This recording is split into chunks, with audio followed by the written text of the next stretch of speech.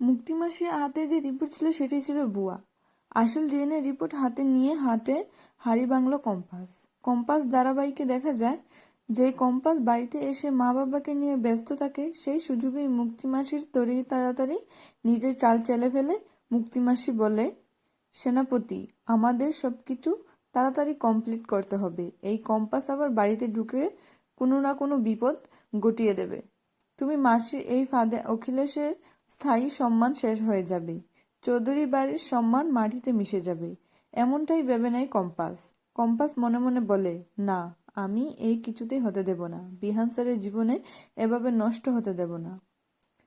উল্টো দিকে মুক্তিমাসির রাগে ফুঁসে উঠে, দেখো দেখো এবার কি তোমার গায়ের জোর, আমার ছেলেকে সবকিছু থেকে বঞ্চিত করবে। এবার কিন্তু আমি থানায় পুলিশে অভিযোগ করতে যাব। ঠিক তখনই রিপোর্ট দেখে মুক্তি নিজেও অবাক হয়ে যায়।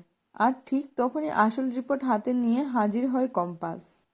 কম্পাস চিৎকার করে বলে, কিসের রিপোর্ট মুক্তিমাসি? তোমার হাতে যে রিপোর্টটা আছে তা ভুয়া, আসল রিপোর্ট তো আমার হাতে। কম্পাসের কথা শুনে মুক্তিমাসি হতবাক হয়ে যায়। কম্পাস আসল ডিএনএ রিপোর্ট সামনে এনে হাটে হাড়ি ভাঙল, দেয় সবার সামনে। এভাবেই কিনা আসল ডিএনএ রিপোর্ট এনে হাড়ি ভাঙল কম্পাস।